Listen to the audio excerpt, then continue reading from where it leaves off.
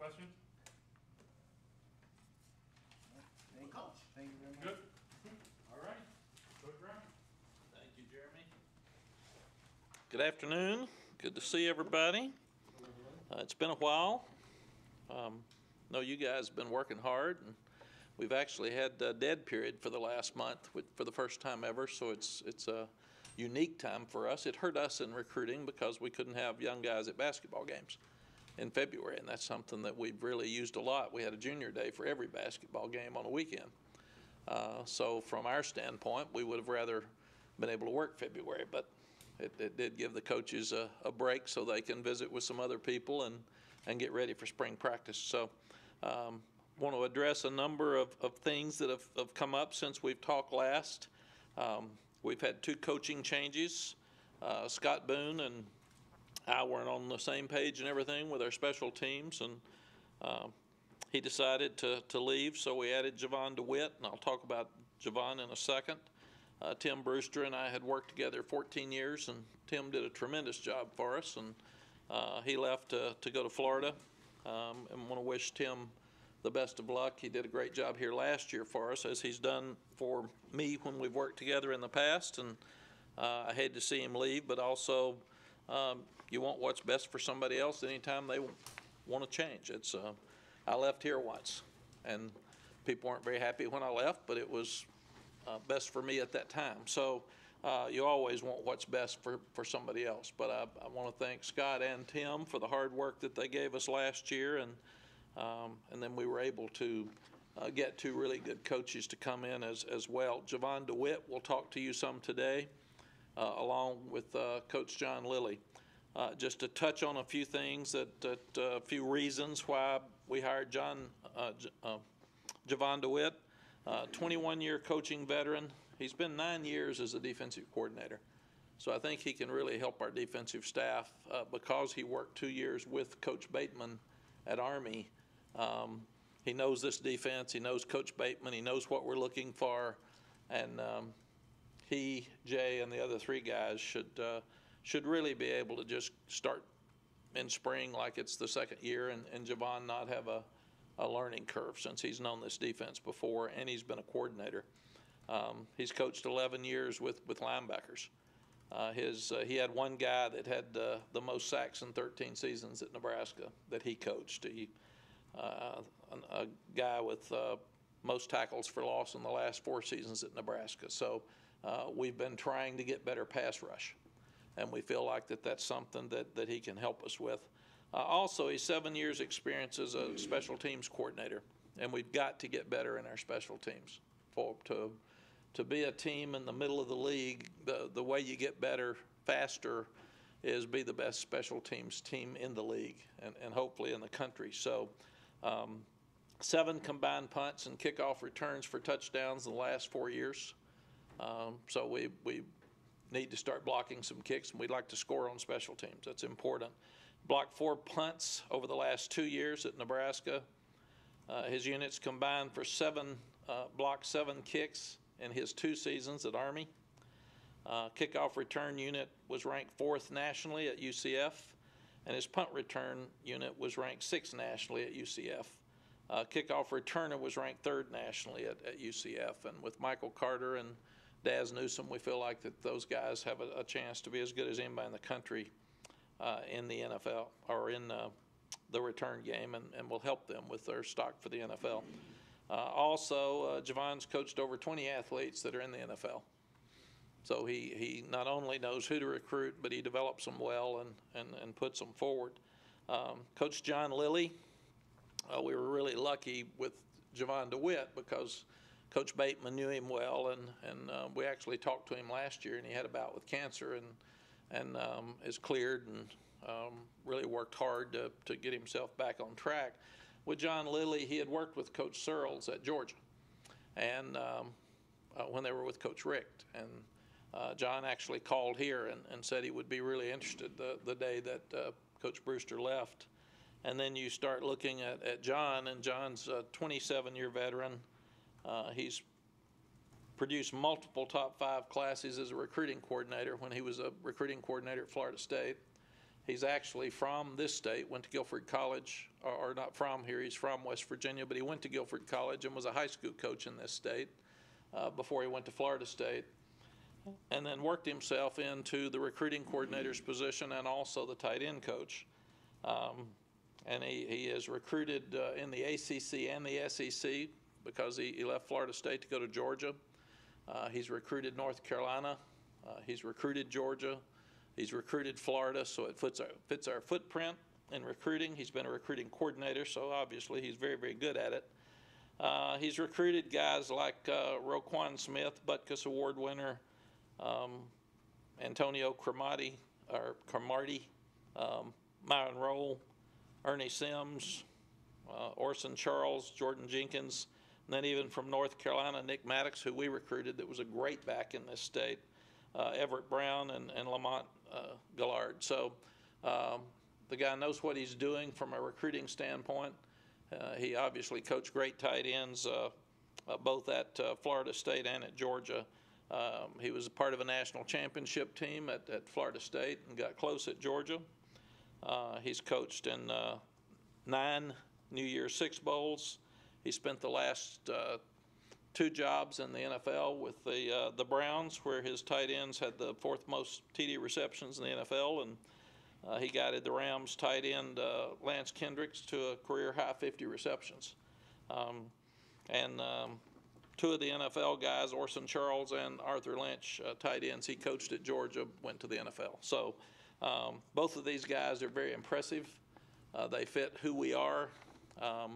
They were the only 2 people that I talked to specifically, and we feel like they're perfect fits for us. So one of the things I told the players, when you start looking around at coaching changes, there's a lot of coaching changes every year across the country, and that they should never worry about their coach leaving, because if they really like their coach, me and the University of North Carolina hired that coach.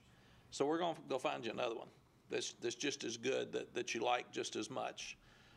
So don't worry about it. Just you keep working to be the best you can be, and we'll get you a coach that's going to help you get your goals. So really excited about Javon and John being here, and you will talk to both of them here in a few minutes. Right now we're in the off season where we're basically overhauling everything and go back and review who we are and what we did the first year and what we liked and what we're concerned about that needs to be fixed. And we moved spring practice back 2 weeks because Coach Hess wanted 2 more weeks with them in the weight room and in the running and agilities. And I wasn't for it at first, but he didn't feel like in his first year he was able to get enough strength improvement, and he wanted the 2 more weeks of consecutive work, and so that's why we moved our spring practice back. I've talked to him a lot about the early enrollees. We have the 13 guys that came in early. A few significant weight changes are Kendrick Binkley Jones is at 293 now. I think it was 270 something when he came in. John Copenhaver was like 208 or something. He's 225. So they're getting stronger and bigger quickly. And Cameron Rose Sinclair, he's up to 201. So he's gained 9 pounds. Binkley Jones gained 18, and Copenhaver gained 10. So he was 215, I guess, instead of 225. I've also asked Coach Hess about who just has really stood out for you with those early guys, and he said Kendrick Bingley Jones, Josh Downs, and DJ Jones have really caught his eye as far as work ethic and quickness and ability, and overall DJ Jones is at 198 pounds. And they've been very, very impressed with his speed and his quickness. I asked him about the early enrollees as a group, in his opinion, because they really have them for this 6 weeks. He said they were all easy to coach. They're a great group of athletes, unbelievable athleticism. Strength levels are very good, which is a compliment to their high school coaches, and they're very competitive in team running. So we've been able to move them in with the older guys and getting them ready for spring practice. I also asked him just to give me some names for you all of people that have stood out from our current team in the off-season work. And De'Ami Brown, Easy, Michael Carter, Javonte Williams, Tamon Fox, Tamari Fox, Trey Morrison, Kyler McMurray and Kristen Varner. And they're talking a lot about Kristen Varner, that he's improved his quickness and that he's very competitive and he's gained some weight. So they've been very, very impressed with him. As I start looking at depth charts, one of the most important things that we want to do is we got to get a better two deep. We had some injuries last year. It really hurt us. We weren't able to replace the guys that got hurt as quickly. So the number one goal this spring will be to try to get a two deep where there's not much drop off when you take one group out and put another group in, and that is key for us. You'll have fresher teams. You'll have better team morale. You'll be in a position where you're less likely to get guys hurt because they're not in the fourth quarter tired, and we should be winning more of those tight games in the fourth quarter with better two deep than we had. A few key position changes or looks at our depth chart. We're going to start out the first day of spring practice with Awesome Richards as left tackle. So he will move over. Ty Murray and Jonathan Adorno will be the centers behind Brian Anderson. And Adorno's at 300 pounds now, and we know he can play any of the 5 spots up top. But Jonathan has been snapping in the player-led practices, and they said he's doing a good job. You start looking at the early enrollees. Right now, Kendall Carr is still working off of his knee and had a little setback with a hamstring, so hopefully he'll be well and ready to go by the time we get back from spring break at tight end. You've got Tylee Kraft and Stephen Gosnell that they said are doing a good job as they're taller receivers outside. Everybody's been impressed with Josh Downs and his quickness. And in the spring, we'll look at Josh Henderson and DJ Jones a lot more at running back than we will Javonte and Michael Carter, because we know what they can do. So spring will be to improve the really good players that we've got, to try to get them to the great level, and but really to start developing that depth with younger players and let them have a heavy load in the spring. Kristen Varner is up now to, he was 6'3", 294, so he's right in the 300-pound area as a defensive end, defensive tackle. So we're excited about him. We'll also be looking hard at Kevin Hester. Kevin's 6'4", 283 as a freshman, and he'll be up front as one of the down linemen. And when you have a young guy like Jaleel Taylor that gets hurt in the bowl game and will miss the physical part of spring, what it does now is Jaleel's had a lot of work. It'll give these younger guys a chance to compete and play, and we'll get to know a whole lot more about them. And then you've got Ethan West and Ced Gray that'll be jumping in there at linebacker some, and probably the most excited position to watch this spring is going to be secondary, because spring and fall, when you add the guys that we've added, it's going to be really competitive back there, and guys are going to have to fight to get a chance to play. We are looking at Welton Spotsville at nickelback as well, because he's played offense. He can go back there easily, but the defensive guys want to take a shot at looking at him because he played some safety in high school as well. But spring will be fun. Last year we were trying to find enough guys to get on the field. This year we will actually have enough guys to compete that it should be great. And then when you add these guys in the middle of June, Caden Baker, A.J. Beatty, Jefferson Boaz, Jaden Chalmers, Jaquarius Conley, Desmond Evans, Elijah Green, Malik McGowan, Miles Murphy, Clyde Pender, Ray Rose, and Kamen Rucker, we become a better team the day those guys show up. And then that adds to your depth that you have to look at in the early season, preseason, because you get them all summer and get to work those guys hard. And I'll answer questions about any of this stuff when we get through. But the things that we want to improve, number one for spring is depth. That's the most important thing for this football team right now. People are talking about transfer portal across the country. If they're playing, they're not going to transfer, by and large.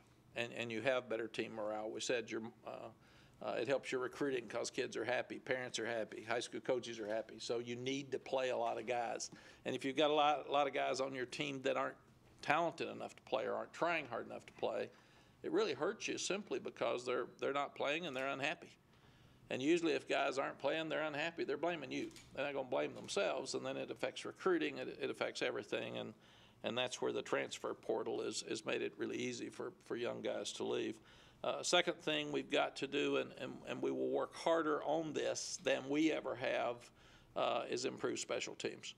We'll have more depth, and therefore we'll have better players on special teams because we're going to give Javon pretty much his choice. Anybody that he wants on special teams, he's going to get. And I'll be the only one that can block them because we have got to get better in that area, and we're going to work really hard on it every day. Last year you were introducing punting, and there will be very similar things that we did last year that we'll do this year, some because of Coach Bateman. Then we've talked a lot about improving our red zone offense and defense, short yards and goal line red zone and red zone offense and defense, and those are areas that we'll work really hard on, but we'll work hard against each other. And we're going to have a lot more situational periods during practice where we just line up and go for two. And it affects both sides of the ball. So because the game is about kicking game and the game is about situations. So we need to improve those situations. And lastly, and every coach in America talks about it, we protected the ball well last year. It's probably why we had a winning season. But we need to continue to protect the ball, and we've got to get more takeaways. We didn't strip the ball enough. We didn't force enough interceptions, and we can do that by getting more pass rush. Our spring practice starts on March 17th. We'll be in shorts for the first 2 days, but because of NCAA rules. But we'll go on spring break. We'll come back. We'll have a conditioning day on the 16th to make sure that they acted right on spring break and that they're ready to go on Tuesday. Our practices will be designed like they were last year. We'll be practicing from 8 to 10 in the morning. We'll have our team meeting at 6:30, and that'll be every Tuesday and Thursday during spring practice. And then Saturday, most of the time, we'll start about 8 o'clock, or about 10 o'clock, excuse me. So we'll practice from 10 to 12 on Saturday. Our clinic is March 27th and 28th, and we have Coach Jeff Munkin coming from Army. We have Coach Bill Clark coming from UAB, and we have Coach Matt Rule coming from the Panthers. So it should be a real good group for our high school coaches to be able to come and enjoy, and then we'll have probably Javon and Coach Lilly speaking on Saturday morning, but those guys will be speaking on Friday night. Then our spring game will be April the 18th at 3 o'clock. It'll be on ACC Network. We felt like that we really enhanced the game day experience last year, but we're going to take another huge step this year with some really cool things, and we'll continue to talk to you about it as we get into spring practice. But even though it's going to be on TV, we'll have a huge recruiting day that day, and we had the awful weather last year. We're hoping the weather will be a little better, but we'd love to have everybody come out and enjoy the experience of what we feel like game day will be like next fall. Recruiting right now, it's maybe the best year in the state of North Carolina for high school prospects I've ever seen. They're really good, and if we can get the guys to stay here, then we have another great class, but this class is a championship caliber class, and a class that can play with anybody in the country. And right now we have the interest of a whole lot of these guys, and feel like recruiting's going really, really well. Jeremy, did I miss anything? I don't know, guys. Did you cover it all? Good? I'm out of practice. Shoot, I had to write some notes. Questions? Did John Lilly's recruiting track record factor into you kind of wanting him on board? Every coach that we hire needs to be able to aid us in recruiting. Recruiting is the lifeblood of a college football program. I've had average players on our team and we coached the heck out of them and had average teams. I've had great players. We probably coached them good and had great teams. So you have to be able to recruit, and you have to get the players, and you have to get enough of them that you can't have an injury change your season. And all of that goes into who you look at in coaching. I knew of John. I didn't know John, but when that name came up and he was interested, because he was ready to get out of the NFL and get settled. He's got a 10-year-old daughter. He's got an 8-year-old son and a 4-year-old daughter. He wants to get settled. So wanting to be settled, going to college in this state, being a high school coach in this state, recruiting this state, being a great coach that the NFL wanted, which I can sell very easily in recruiting, and replacing a powerful figure in recruiting for us, I couldn't be more excited. And the fact that he called us, I wouldn't have thought we could have hired him. And he came down, we offered him a job, he took it, and it was done. I mean, it was a very easy process. And there's reasons, too. We would have talked to Javon last year, but he was sick. And then this year, his relationship with Jay, and Jay and Coach Monken knowing him and really liking him and feeling like he's a great coach, but also his mom and dad live in Myrtle Beach. So this gets him back on the East Coast.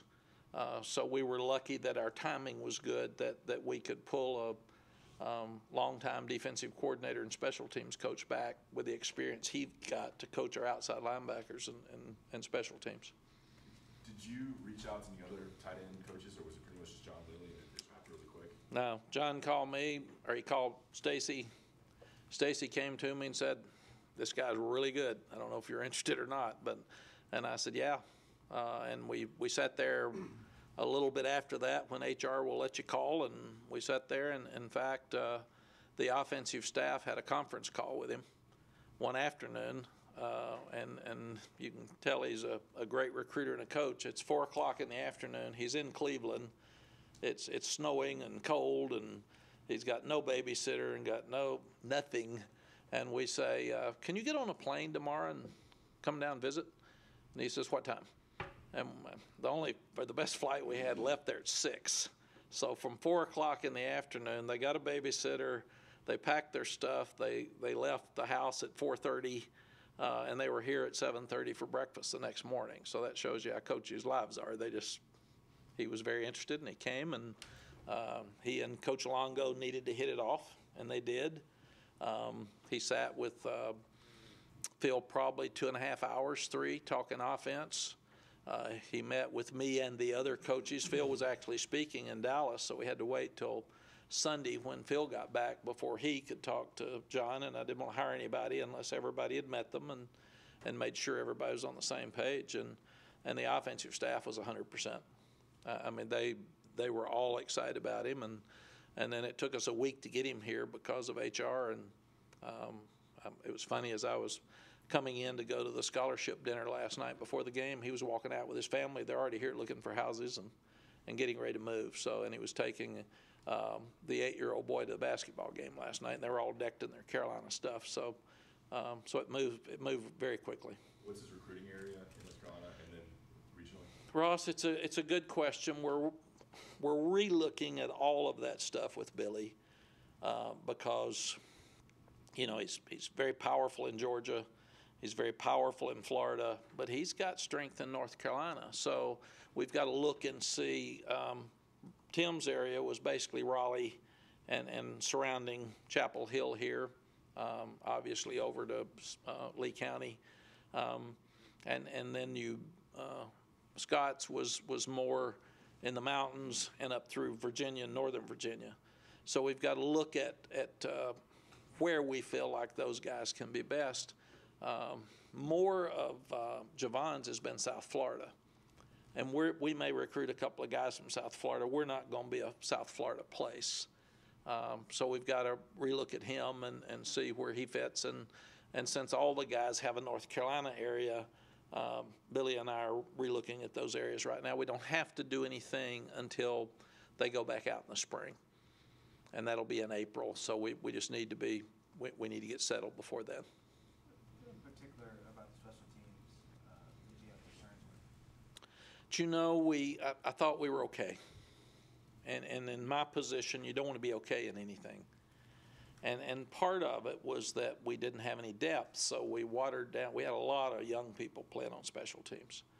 And we'll be older next year and we'll be more experienced. But I've always felt like to be a great team, you've got to block some punts and you got to score some points. We weren't a factor on punt return at all last year. I think we had one for 15 yards, and that's it. And we had a great punt returner.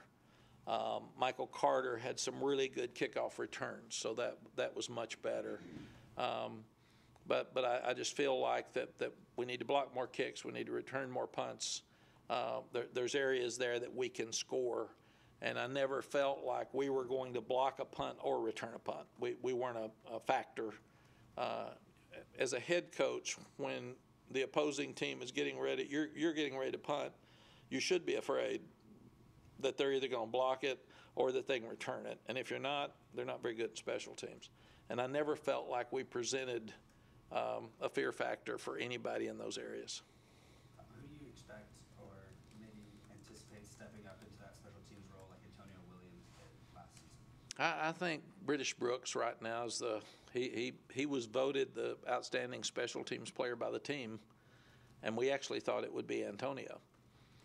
So they really, really like what British does, and he's already been in to see Javon, so he's saying, hey. But we'll have a team meeting today at 3, and we're going to tell all of them. Some of you are concerned about playing time and don't think you're getting enough playing time. Earn it.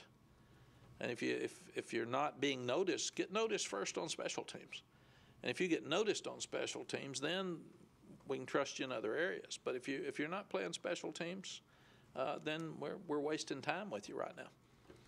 What do you think about the proposed one-time transfer? When you number one, I'm not sure I understand it completely. And Bubba and our team and our staff talked about likeness a month ago. I'm sure we'll talk about this. The thing I would say, Jonathan, and especially at my age and my experience, is that, and Bubba feels this way, Roy feels this way, we want whatever's best for the student athlete, period. I mean, the more money you can give them, the more space you can give them, the more freedom you can give them, good for them. And at the same time, you don't want the message to be that if I'm having trouble starting, I quit and transfer right quick. So that's the negative. The negative is that in the past, there were restrictions that wouldn't allow you to think about quitting. And now it's pretty easy to get out. And I think the second part of that is it changes the mentality of the head coach. And that's okay if it's best for the guys. But number one, roster management becomes tougher. You could have 3 running backs leave in June with a one-time transfer rule and not have any backs. And they could just decide to leave. Or if their coach now leaves, you could be tied to the coach and leave with him, and there would be basically no restrictions. So from a head coach's standpoint, you've got to look at management of your roster and how do you do that? How do you keep a lot of guys from being in the transfer portal?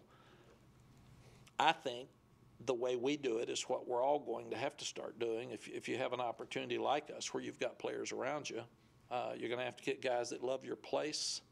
We're going to have to get guys that want a degree from the University of North Carolina so they won't readily just pick up and leave the first time they get mad.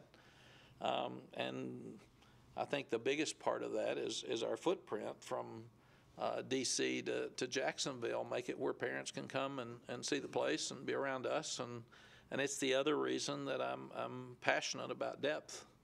If they're playing, they're not going to leave near as quickly. But if not, and I've talked to coaches, and coaches are a little bit all over the place. Some say that, well, if they transfer once, then they can't grad transfer.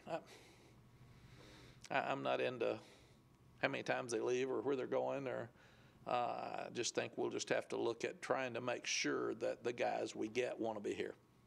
Our coaches asked last fall, how do we keep guys out of the transfer portal? And I said, recruit the right ones.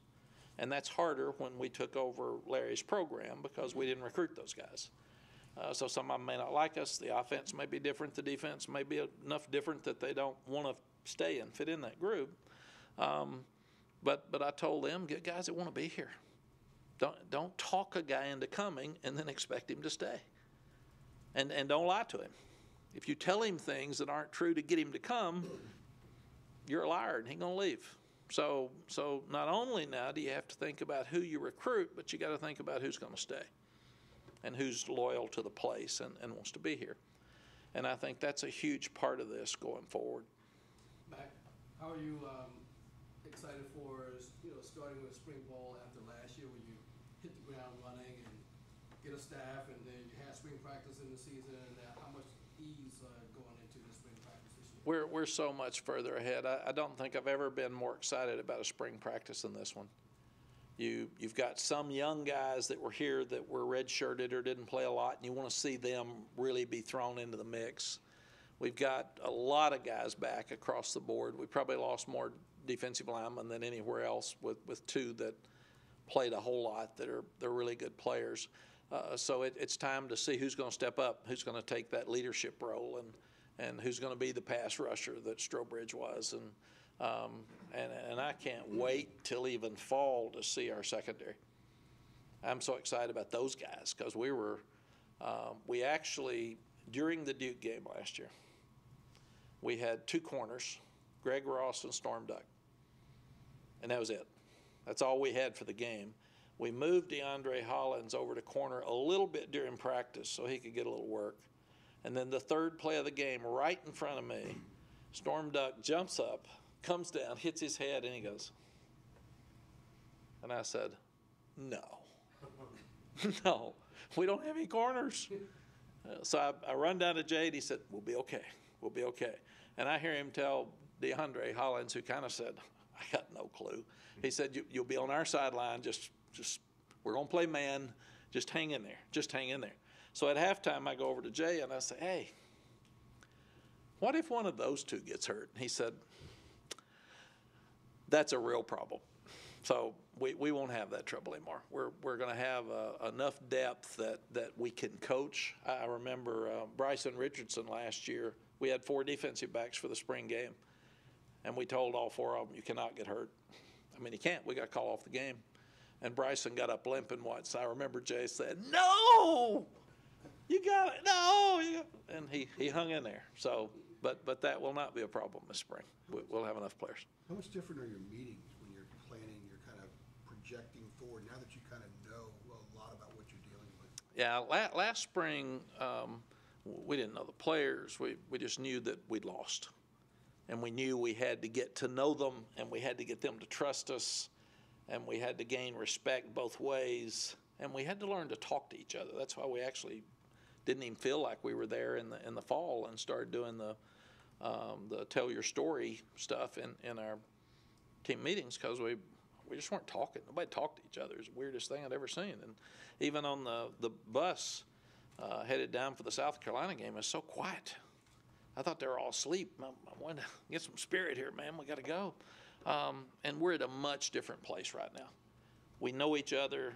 They know what we expect. We know who they are.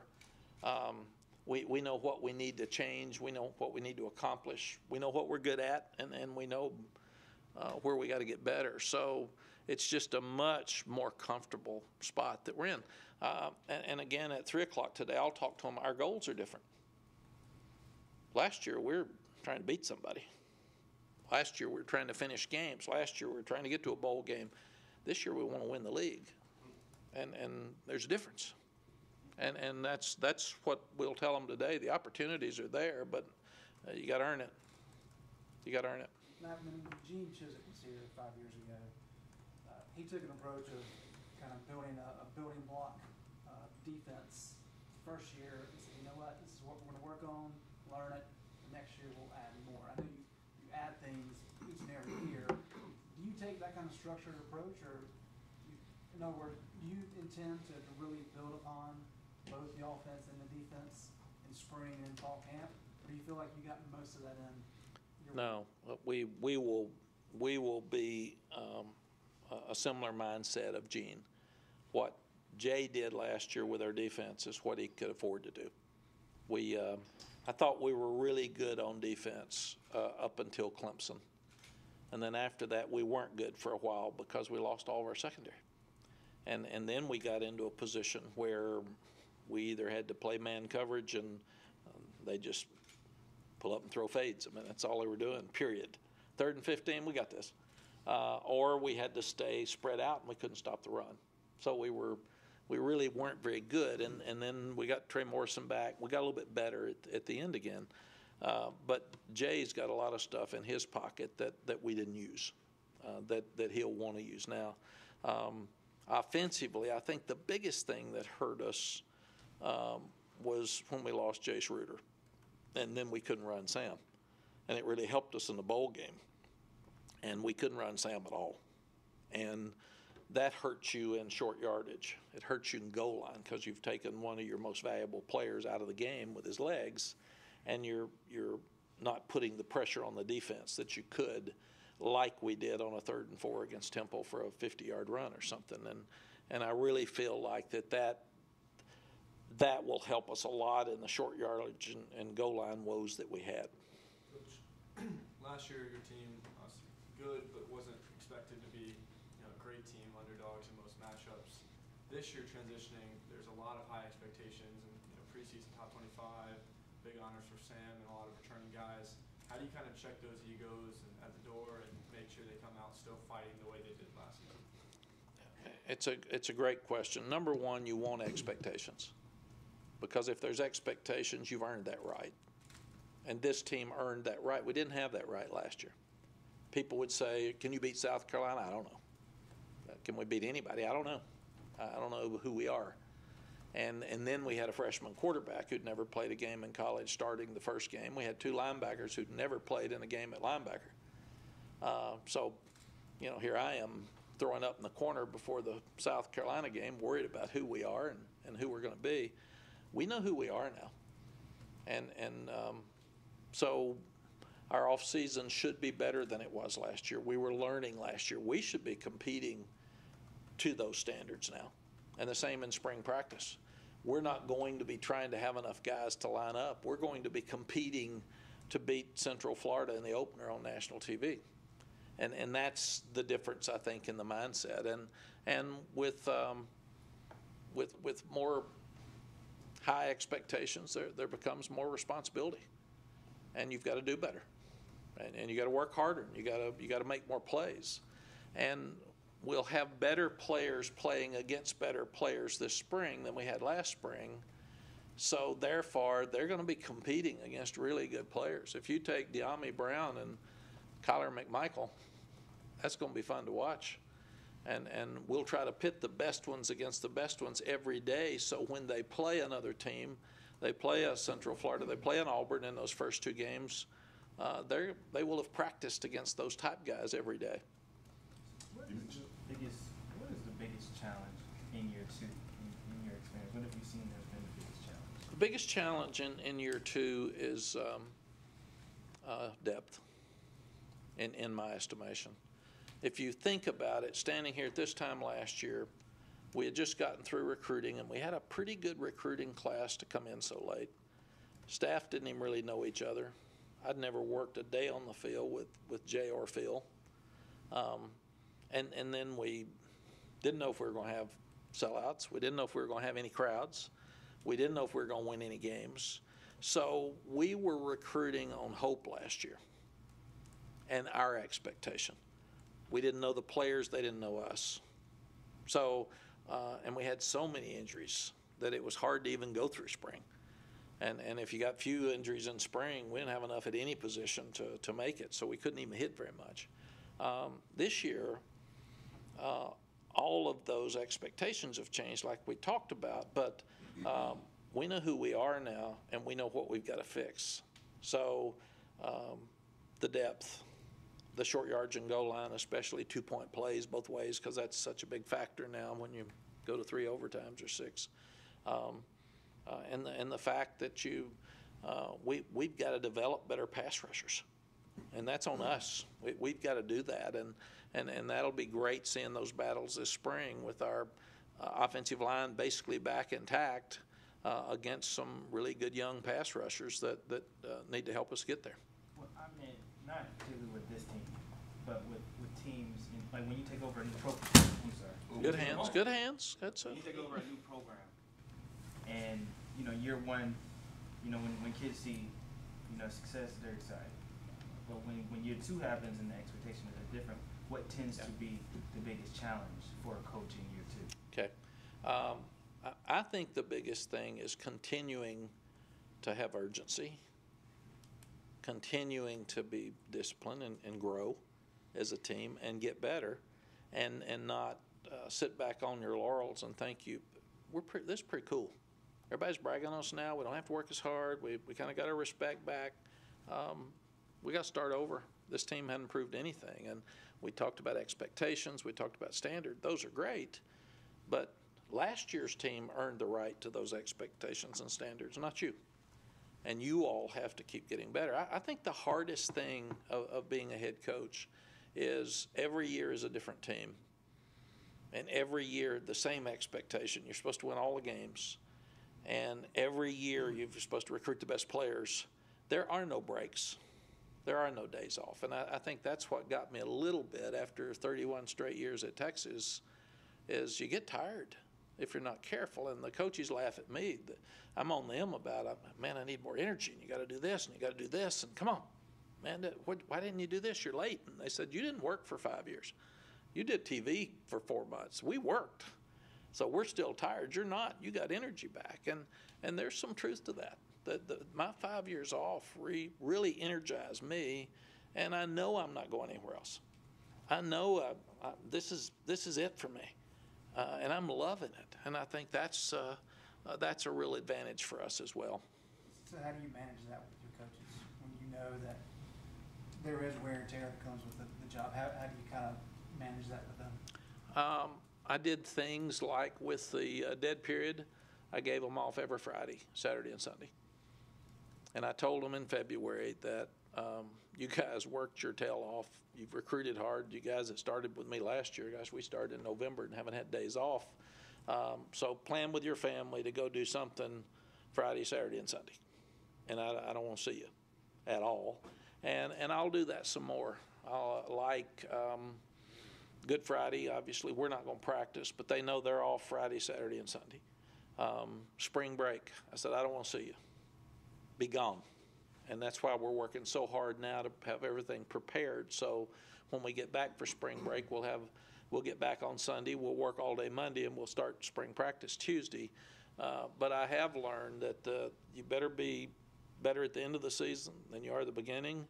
And if you're going to go to a bowl game, you got to have energy. And our staff was excited about the bowl. Our kids were excited about the bowl, and we played with a lot of energy. And that's my job, to make sure that we work as hard as we can, but we stay fresh. Coach, I want to go back to the game day experience, and you said how much it benefited you guys last year during your first year.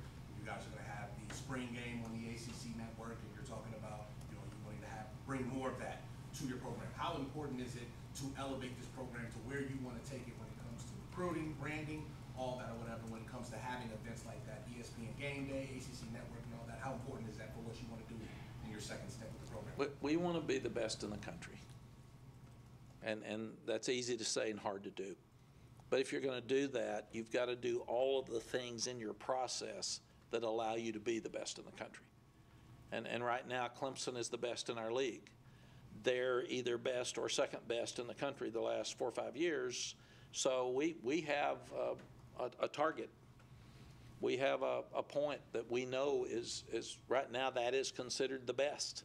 So that's what everything we do should be in order to be the best in our league. To be the best in our league would put us to be the best in the country. And we had great fan support last year. We need to enhance that experience even more, so people need to be coming to games to see us play, regardless of who we're playing, regardless of the weather, regardless of the time. They need to start planning weddings and wedding receptions around our games, because it needs to be special in the fall. And the fact that a lot of people aren't going to their college football games anymore. They're not coming back on campus. It's easy to watch it on TV. We need to make it where they love coming to this campus in the fall. It is such an experience for them, and they're not going to miss it regardless of what happens. And they schedule a year in advance to make sure that this weekend is open so they can come and spend the weekend with their family. Going back to But because of that too, I know that Bubba and Rick Steinbacher have talked a lot with Chris Del Conte at Texas. They've done a great job with their game day experience, and having a street full of fans before the game with favorite restaurants in town, with like food trucks and bands, favorite bands around that people can come and listen to. So we're getting ready to take another huge step in the fall. It's going to be fun to watch. And go back to keeping the coaches fresh and through the season. How much did it help that you guys went early this past season? And I think you mentioned a couple of times the guys got a chance to get out at a fairly normal hour. And it's not just having time at home, but being able to see their family and have a semblance of normalcy that a lot of other people experience. How much did that help? Yeah, Andrew, I think our morning practices have really been helpful as long as we're smart with it. Some nights we'd be over here at 9 o'clock, and you got here at 6, 5:30. That's not smart. So if we're going to come, and we're going to continue to come because the players like it, we've got to make sure that they get in bed, especially around midterms. When they get tired, they stay up too late. Got to get up early, so we got to be smart. But as coaches, I've told our coaches, if you can't get here at 5:30 and leave at 5:30, then you're not doing your job. Be more organized. Don't be sitting around wasting time. I don't want our coaches over here wasting their time. And coaches traditionally, it's one of the few professions I've ever seen where they want to tell you how hard they work and how long they work. I thought, how stupid is that? The people that are really smart work hard, but they work less time, and they get more accomplished in less time. We're so stupid, man. I stayed over there 18 hours yesterday. Well, how dumb are you? I mean, you should have left after 10. 10 was enough, because there is a point in time where you have diminishing returns. I used to say anything you decide after 10:30 will get you fired, because you're also tired and you're mad, and so it should be at 6:30 now. But I'm really working on our coaches to be so organized and work so hard and don't waste any time and go home at night with your families, because coaches have never been able to do that. I didn't get to do it, and it's very difficult with your children and with your family. And I think it's a huge plus here. I told the coaches yesterday, we had about a 2-hour meeting, which is way long for us. I told them I want to have the staff that is the happiest staff in the country. I want them to have the most fun in the country. I want them to work the hardest and be the most well-coached team and the best recruiting staff in the country with the most free time. And I mean that. So we need to really look at being organized down to the minute. So work your rear end off, work really hard, enjoy each other, have a lot of fun with the players, bring in guys that you like and you can enjoy coaching, and go home at night. And I told them, I don't want you to tell me your defensive linemen look good. I want to see it. And I'm going to determine whether they coach well by watching video, not by hearing them talk. And I can't figure out how a guy that can get into the University of North Carolina and can pass here can't figure out which gap to go into. And I've told him that. Well, he's in the wrong gap. How does that happen? Man, there's 4 gaps. He can count to 4, and he's only responsible for 2 of them. Get him in the right gap. So to me, football is simple. People are complicated. We got to make the people buy in, and we got to make the people compete their tail off, and we've got to make our coaches figure out, let's do things the players can do, and let's don't waste their time, and let's don't waste our time. And coaches put in way too much. We work on stuff we're never going to use, and it's stupid. Work on stuff you're going to use and get really good at it. And I want to be really good at a few things, not all over the place and say we're inventing new stuff all the time. Let's be good at something. And that's what spring practice is about. Ross? A few personnel questions. Jace Reaver completely healthy and good to go for spring? I've been told he will be by the time we go to spring. Okay, 'cause I think he had recent surgery. It did, and I think it was a tweak. But I saw him walking yesterday, and he's jogging, so they've told me that he'll be ready to go. And then Austin Richard, you said he's starting at left tackle. You mean just that's a position change from right tackle, not like Yes. starting at first team? Well, right now, he'd be the first guy to walk out there. Okay. And then Wilson Massabro, I know he came in as a defensive player. Where is he right now? And where do you see him play? We're going to play him on offense, and he's out for spring. Okay. All right. Okay? What else? Anything else like Anything else this? procedural so we can get these assistants in there? Yeah, you talked about the goal now is to win the league, and you have all these high expectations. Have you seen any of the players take that charge as well and like rally the other guys? The confidence and the attitude in the room now and in the workouts is so much better than it was this time last year, and that's all I can base it on. If you ask them the right questions, they're going to give you the right answers. So I don't ask them; I watch them, and they are practicing like they're on a different mission than they were this time last year. Anything else? Thanks, Coach. Enjoy All right. Javon and John. They're good folks. You'll enjoy them. Thank you all. Thank you, Coach.